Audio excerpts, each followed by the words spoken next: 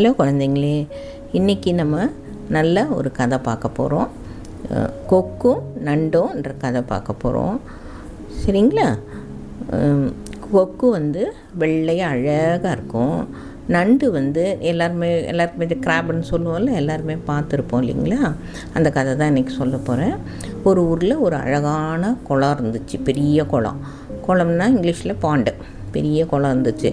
அதில் நிறைய மீன்கள் இருந்துச்சு, நிறைய ஃபிஷ்ஷும் ஒரு நண்டும் இருந்துச்சு. அதில் நண்டு அவங்களுக்கு ரொம்ப ஃப்ரெண்ட்லியாக இருந்துச்சு. இந்த கொக்கு டெய்லி இந்த மீன்கள்லாம் எப்படியாவது சாப்பிட்ணுன்னு சொல்லிட்டு பிளான் பண்ணி ஒத்த காலில் நின்றுக்கிட்டே இருக்கும். அங்கே இருக்க மீன்லாம் கொஞ்சம் நல்லா எல்லாம் எஸ்கேப் ஆகி ஓடிடும். ஒரு நாளைக்கு ஒரு மீன் கிடைக்கிறதே பெரிய கஷ்டமாக இருக்கும் அந்த கொக்குக்கு. அப்போ அந்த கொக்கு என்ன பண்ணும், நம்ம இப்படி டெய்லி இந்த ஒரு மீனுக்காக இவ்வளோ நேரம் காலையிலேருந்து சாயங்காலம் வரைக்கும் வெயிட் பண்ண வேண்டியிருக்கே, இதுங்கெல்லாம் எப்படியாவது பிளான் பண்ணி நம்ம எல்லாத்தையும் சாப்பிட்றணும் அப்படின்னு சொல்லிட்டு நினச்சிக்கிட்டே இருக்கும்.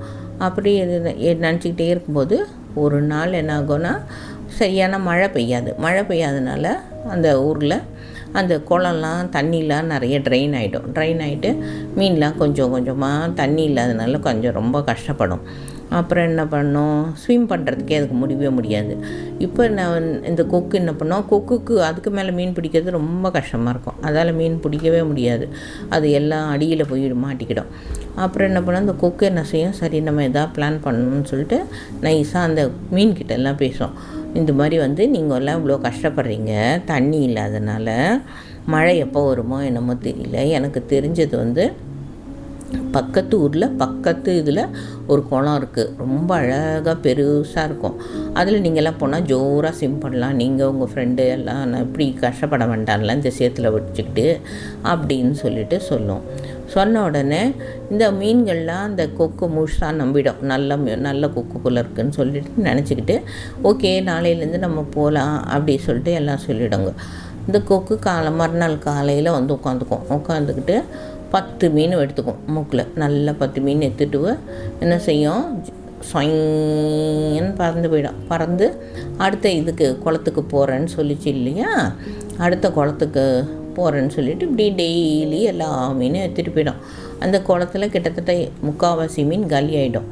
கொஞ்சோண்டு சின்ன ஃபிஷ் மட்டும்தான் இருக்கும், பெரிய ஃபிஷ் எல்லாமே எடுத்துகிட்டு போயிடும் அந்த கொக்கு. அப்போ என்னாகும், ஒரு நாளைக்கு என்ன பண்ணோம், அடுத்ததாக சரி மழையே வரலையே, அடுத்தது என்ன பண்ணுறதுன்னு சொல்லிட்டு யோசிச்சுட்டு என்ன பண்ணோம், சரி நம்ம இங்கே இருக்க மீன் எல்லாத்தையும் இப்போ பிடிச்சி நம்ம தின்னுட்டோம், அடுத்ததாக என்ன செய்யலாம், நம்ம இந்த கொழுத்த நண்டு ஒன்று இருக்குல்ல, இதை எப்படியாவது சாப்பிட்டணும். மீன் சாப்பிட்டு நமக்கும் ரொம்ப போர் அடிச்சிருச்சு.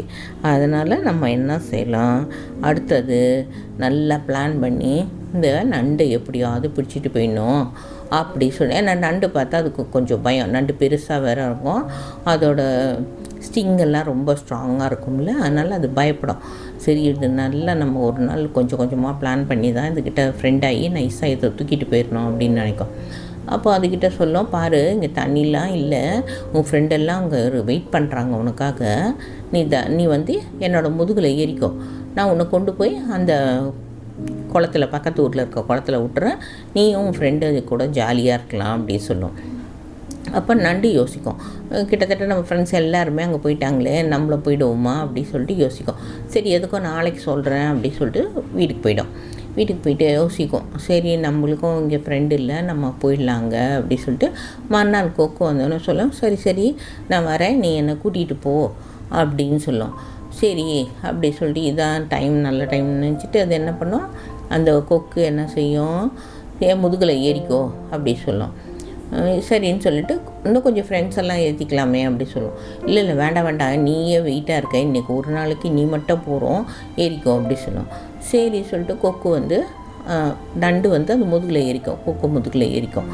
அப்போல்லாம் பறந்து போயிட்டே இருப்பாங்க.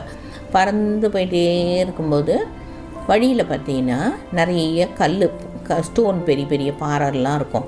பாறைலாம் இருந்தோடனே அப்போ அந்த நண்டு பார்க்கும் மேலேந்து, என்னடா அது இப்படி மீன் முள்ளாக கிடக்கே அப்படின்னு சொல்லிட்டு.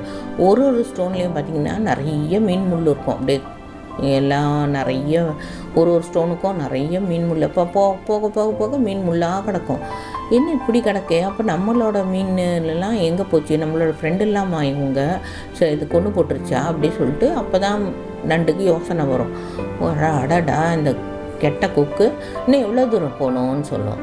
கொக்குக்கிட்ட கேட்டோன்னா கொக்கு சொல்லும், அது இன்னும் ரொம்ப தூரம் போன, பேசாமல் வாய மூடிட்டு வா அப்படி சொல்லும். என்னடா இப்போ தான் அவ்வளோ நல்லா பேசுச்சு, இப்போ கிட்ட வர வர இப்படி பேசுது, இன்னும் எவ்வளோ தூரம் போகணும், இன்னும் கொஞ்சம் தூரம் போகணுன்னு கேட்கும். இன்னும் கொஞ்சம் தூரம்னா வாய மூடிட்டு வான்னு சொல்கிறேன்ல அப்படி சொல்லி திட்டம் அந்த கொக்கு.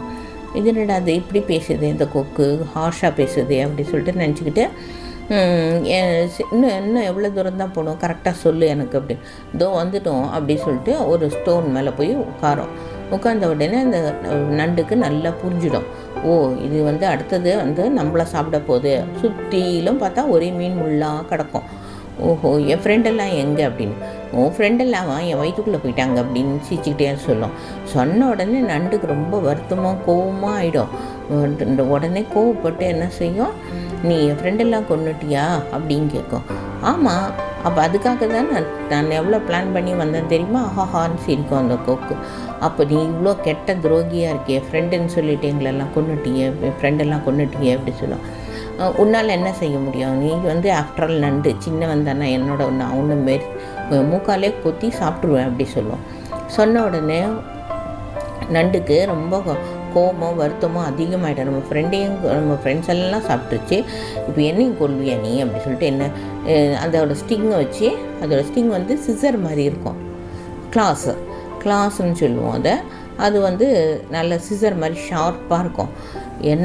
எங்களெல்லாம் நீ இப்படி ஏமாற்றிட்டியே அப்படின்னு கோவத்தில் என்ன பண்ணும், கொக்கை கழுத்தை நெரிச்சிடும், கழுத்தை கட் பண்ணிட்ட உடனே கொக்கு செத்து போயிட்ட உடனே நண்டு என்ன பண்ணும், பழையபடி அதோட பழைய பிளேஸ்க்கே வந்துட்டு அவங்க கூட இருக்க ஃப்ரெண்ட்ஸ்க்கெலாம் சொல்லும், குட்டி மீனுக்கெலாம் சொல்லும், இனிமேட்டு நம்ம யாருன்னா ஃப்ரெண்டுன்னு வந்தால் அவங்கள யோசித்து பார்த்து தான் டிசைட் பண்ணணும், ஃப்ரெண்டுன்னு சொல்லி கூப்பிட்ட உடனே போயிடக்கூடாது, இதெல்லாம் உங்களுக்கு ஒரு பாடமாக இருக்கட்டும், நமக்கு யோசிக்கணும், யோசிச்சுட்டு யார் நல்லவங்க யார் கெட்டவங்க ஃப்ரெண்டுன்னு தெரிஞ்சுக்கிட்டு நம்ம அதுக்கேற்ற மாதிரி நம்ம அழகாக பிளான் பண்ணி நம்ம பழகணும், இப்படிலாம் நம்ம ஏமாந்துடக்கூடாது. இப்போ பாரு அவங்களாம் நம்ம பாட்டி தாத்தா கூட இருந்தவங்க எல்லாருமே நம்ம ஃப்ரெண்ட்ஸு எல்லாருமே இறந்துட்டாங்க இல்லையா, இனிமேட்டு குட்டி மீனாக இருக்குது, நீங்கள் நல்லா யோசித்து பழகுங்க, யோசனை பண்ணாமல் இருக்கக்கூடாது, யோசிச்சுட்டு இது பண்ணுங்க அப்படி சொல்லிவிட்டு